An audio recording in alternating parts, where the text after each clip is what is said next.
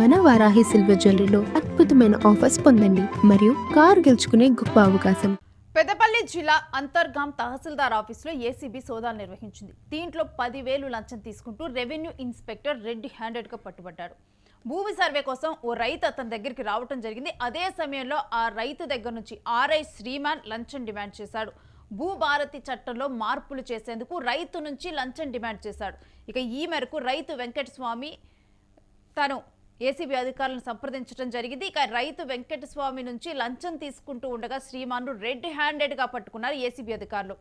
RI శ్రీమాన్పై case నమోదు చేశారు. ఇక ఏసీబీ ఇన్స్పెక్టర్ తిరుపతి దీని మీద కూడా ఇప్పుడు దర్యాప్తు అయితే కొనసాగుతుంది. ఇక ఈ రకంగా కూడా ఒకవైపేమో రైతులు వాళ్ళే ఎంతో కష్టపడుతూ ఉంటారు. చివరికి రైతులను కూడా వదలకుండా భూభారతిలో వాళ్ళ ల్యాండ్ల విషయంలో కూడా అధికారులు ఉండేదే ప్రజాసేవ చేయటానికి. ఇక వీటిలో కూడా వాళ్ళు చేయాల్సిన పని చేయమని అడిగినందుకు కూడా చివరికి లంచం డిమాండ్ చేస్తూ ఉన్నారు. ఆర్ఐ శ్రీమాన్ రెడ్ హ్యాండెడ్గా పట్టుబట్టడం జరిగింది. ఇక ఇప్పటికీ కూడా ఏసీబీ అధికారులు చెప్తూనే ఉన్నారు, మీ దగ్గర నుంచి ఎంత లంచం తక్కువ రూపాయలైనా కానీ లంచం డిమాండ్ చేస్తే మాత్రం డెఫినెట్గా కూడా కాంటాక్ట్ అవ్వాలి, ఈ విధంగా అవినీతిని అరికట్టాలని చెప్పి. ఇక దీనికి సంబంధించినటువంటి డీటెయిల్స్ మా ప్రతినిధి నుంచి తెలుసుకునే ముందర ఒకసారి ఆర్ఐ శ్రీమాన్ అక్కడ ఉన్నటువంటి సిచ్యువేషన్ చూద్దాం. నమస్తే అండి, నేను తిరుపతి ఇన్స్పెక్టర్ ఏసీబీ కరీంనగర్. ఈరోజు అంతర్గాం మండల్ ఆర్ఐ గారిని ఏసీబీ దాడి చేసి రెడ్ హ్యాండ్గా పట్టుకోవడం జరిగింది.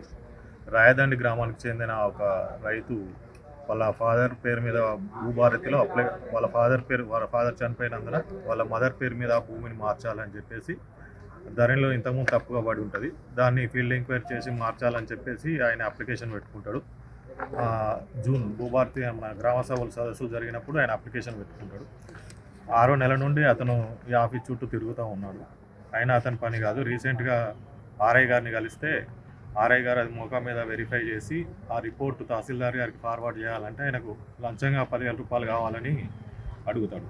అది ఈరోజు ఆ వ్యక్తి నుంచి లంచం తీసుకుంటా ఉంటే ఆర్ఐ శ్రీమాన్ గారిని రెడ్ హ్యాండ్గా పట్టుకోవడం జరిగింది. ఆర్ఐ గారిని రేపు పొద్దున స్పెషల్ కోర్ట్ ఏసీబీ కరీంనగర్లో ప్రొడ్యూస్ చేయడం జరుగుతుంది. నమస్తే అండి, నేను తిరుపతి. ఇక ఈ అంశం గురించిన డీటెయిల్స్ మా ప్రతినిధి సత్యాన్ని అడిగి తెలుసుకుందాం. సత్య, ఈ అంశం గురించిన డీటెయిల్స్ ఏంటి? పెద్దపల్లి జిల్లా అంతర్గాం తహసీల్దార్ కార్యాలయంలో ఏసీబీ దాడులు చేసిన దాంట్లో కూడా మరి నిందితుడు ఎవరైతే ఉన్నారో రెవెన్యూ ఇన్స్పెక్టర్ గా పనిచేస్తున్నటువంటి శ్రీమాన్ నిందితుడు ఎవరైనా పట్టుబడ్డ పరిస్థితి కనబడుతుంది. అయితే ప్రధానంగా ఈ పెద్దపల్లి జిల్లాకు సంబంధించి రాయదండి గ్రామానికి చెందిన రైతు వెంకటస్వామి దీనికి బాధితుడుగా ఉన్నాడు. అయితే సో ప్రధానంగా ఈ మొత్తం వ్యవహారానికి రైతులకు ఎట్లాంటి సమస్యలు ఉన్నాయి అనేది ఇక్కడ ప్రధానంగా కనిపిస్తా ఉంది. అయితే కొద్ది రోజుల క్రితం తన తండ్రి అయినటువంటి తండ్రి మరణించిన పరిస్థితి ఉంది. అయితే తండ్రి పేరు మీద ఉన్నటువంటి భూమిని మరి తల్లి పేరు మీదకి మార్చడానికి, అంటే వాళ్ళ భూమిని తండ్రి పేరు మీద ఉంది, తండ్రి మరణించాడు కాబట్టి దాన్ని మళ్ళీ తన తల్లి పేరు మీదకి చేయాలంటూ కూడా మరి ఎవరైతే కొడుకున్నాడో ఆ కొడుకు మరి ఏదైతే వెంకటస్వామి ఆయన దగ్గరికి వెళ్ళారు, శ్రీమాన్ దగ్గరికి వెళ్ళారు, ఆర్ఐ దగ్గరికి వెళ్ళినారు. సో ఆయన ప్రధానంగా ఇక్కడ 20,000 అవుతుంది, 20,000 ఇస్తే కనుక నేను మారుస్తానంటూ కూడా ఆయన చెప్పిన పరిస్థితి కనబడతా ఉంది. సో దాని తర్వాత ఆయన ఫస్ట్ విడతగా ఒక 10,000 ఇచ్చారు. సో ఆ 10,000 ఇచ్చారు. ఆ తర్వాత బతిలాడారు. సో కొంత మా దగ్గర డబ్బులు లేవు, కొంత చేసి పెట్టండి అంటూ కూడా మరి బతిలాడిన పరిస్థితి ఉంది. ఆయన ఒప్పుకోని పరిస్థితి ఉంది. రెండో విడతగా 10,000 ఇస్తేనే నేను రిజిస్ట్రేషన్ చేస్తాను, మీ నాన్న పేరు మీద నుంచి మీ తల్లి పేరు మీదకి మారుస్తానంటూ కూడా పదే చెప్పడంతో కొంత ఆ డబ్బుల కోసం కూడా పెద్ద ఎత్తున ఒత్తిడి చేయడంతో మరి ఇంకా చేసేది ఏం లేక ఆయన ఏసీబీ అధికారులకు ఫోన్ చేసినారు. ఏసీబీ అధికారులకు మొత్తం కూడా డీటెయిల్స్ చెప్పినారు. ఇక్కడ ఏదైతే అంతర్గం తహసీల్దార్ కార్యాలయంలో శ్రీమాన్ అనే వ్యక్తి నన్ను డబ్బులు అడుగుతా ఉన్నాడు, మా భూమిని మా నాన్న పేరు మీద ఉన్నటువంటి భూమిని మరి మా అమ్మ పేరు మీదకి మార్చడానికి 20,000 లంచం అడుగుతున్నారు, ఇప్పటికే నేను 10,000 ఇచ్చి ఉన్నాను, సో ఇంకా 10,000 ఇవ్వమని డిమాండ్ చేస్తా ఉన్నాడంటూ కూడా మరి చెప్పిన పరిస్థితి ఉంది. దీంతో రంగంలోకి దిగినటువంటి ఏసీబీ అధికారులు మొత్తం కూడా ఆ నోట్లకు అన్నిటికి కూడా మరి వాళ్ళు ఉపయోగించేటువంటి ఏదైతే కొంత లిక్విడ్స్ ఉంటాయో అన్నిటిని కూడా పెట్టి సో పథకం ప్రకారం ఆయన మరి ఆ 10,000 ఇచ్చిన పరిస్థితి అయితే కనబడుతుంది.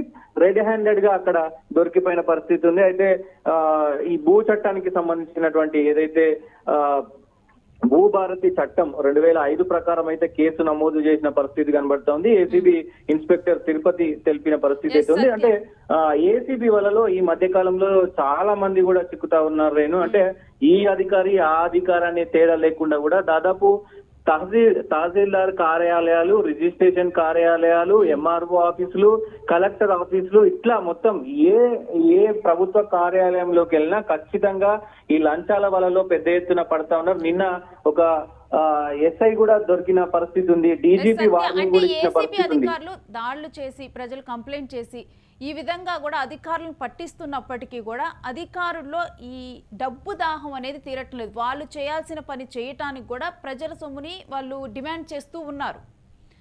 ఇక దీని మీద అంటే ఇంకా కూడా ఈ విధంగా అంటే సరైన చర్యలు లేకపోతే ఏంటి? డెఫినెట్ గా అంటే ప్రధానంగా ఏదైతే దీనికి సంబంధించి ఖచ్చితంగా గతంలో ఈ దాహాలకు అలవాటు పడిపోయి ఉన్నారు. గతం నుంచి కూడా ఈ ఏదైతే బ్యాక్ అండ్ మనీ ఉంటుందో, ఈ లంచాలు ఏవైతే ఉంటాయో గతం నుంచి కూడా ప్రోత్సహించి ఉన్నాయి. కాబట్టి ఇప్పుడు కొంతమేర ప్రభుత్వాలు చాలా ఫోకస్ పెట్టినప్పటికీ, ఏసీబీ అధికారులు ప్రతి కార్యాలయంలో దాడులు నిర్వహిస్తున్నప్పటికీ, కీలక అధికారులు దొరుకుతున్నప్పటికీ, పదే పదే న్యూస్లు వస్తున్నప్పటికీ కూడా ఏదైతే గతం నుంచి అలవాటు అయినటువంటి ఈ లంచం అనేది ఏదైతే ఉందో దానికి సంబంధించి మరి ఆ దాహం తీరనటువంటి పరిస్థితి. నన్నెవరు పట్టుకుంటారులే, నాకెవరు ఏసీబీ రైట్లు నాకెందుకు చేస్తారు, ఎవరు కంప్లైంట్ ఇస్తారులే అనే ఇదితో కూడా మరి అందరూ ముందుకు వెళ్తున్న పరిస్థితి కనబడతా ఉంది. ప్రధానంగా చిన్న చిన్న అమౌంటే కదా, నేను అడిగేది లక్షలేం కాదు కదా, 10,000 20,000 కదా, ఈ 10,000కి 20,000కే ఏసీబీ అధికారుల దగ్గర దాకా పోతారా అనే ఒక ఆ భయం లేకపోవడం కూడా ఇక్కడ ప్రధాన కారణం అని చెప్పుకోవచ్చు. ఇక్కడ ఏసీబీ దాడులు చేసే దాంట్లో కనీసం 1,000 రూపాయలు లంచం తీసుకున్న నేరమే కాబట్టి, 100 రూపాయలు లంచం తీసుకున్న నేరమే కాబట్టి, సో ఈ ఏదైతే ఈ దాహం ఏదైతే ఉందో, సో ఈ లంచానికి సంబంధించినటువంటి దాహం ఏదైతే ఉందో అది కొంత గతంలో తీసుకొని ఇప్పుడు బంద్ చేయాలంటే కూడా మరి ఆ సిచ్యువేషన్ లేదు. కాబట్టి ఈ అందరూ కూడా పట్టుబడుతున్న పరిస్థితి అయితే కనబడతా ఉంది. దీనిపైన పోలీసు శాఖ కూడా చాలా సీరియస్ గా ఉంది. డీజీపీ కూడా కొంత సీరియస్ అయిన పరిస్థితి కనబడతా ఉంది. ఖచ్చితంగా గవర్నమెంట్ ఆఫీస్ లో పనిచేసే వాళ్ళు, అది ఎవరైనా సరే, పోలీసులు అయినా సరే, ప్రభుత్వ ఉద్యోగులు ఎవరైనా సరే, ప్రైవేట్ ఉద్యోగులు ఎవరైనా సరే, ఖచ్చితంగా ఈ ఏదైతే ఈ దోపిడీ ఉందో ఈ దోపిడీకి సంబంధించినటువంటి దాంట్లో ఖచ్చితంగా ఏసీబీ చాలా కఠినంగా వ్యవహరిస్తుంది అంటూ కూడా డీజీపీ చెప్పిన పరిస్థితి ఉంది. ఏసీబీతో పాటు కరప్షన్ ఎవరు ఎంకరేజ్ చేయొద్దంటూ కూడా మరి ఆయన చెప్పిన పరిస్థితి. ఏదేమైనప్పటికీ రైతులను ఇక్కడ రెవెన్యూ అధికారులు ఏ రకంగా మరి హింసిస్తున్నారు అనేది ఇది ఒక ఉదాహరణ అని చెప్పొచ్చు. Yes Satya, stay with us. మీ దగ్గర నుంచి మనీ డీటెయిల్స్ తీసుకుంటాం.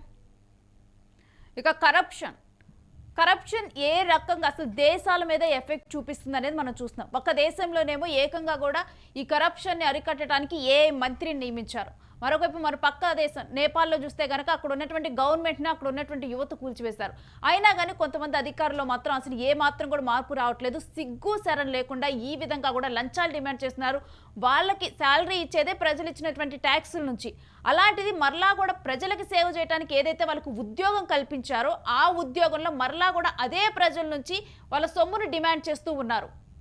ఇలాంటి అధికారులకు ఇంకా బుద్ధి రాదా? కాలం మారుతుంది, అయినా కానీ వీళ్ళు మాత్రం మారటం లేదు. వీళ్ళకి ఉన్నటువంటి డబ్బు దాహం మాత్రం తీరటం లేదు. ఈ విధంగా ప్రజల రక్తాన్ని పట్టి పీడిస్తున్నారని చెప్పాలి వీళ్ళని మాత్రం.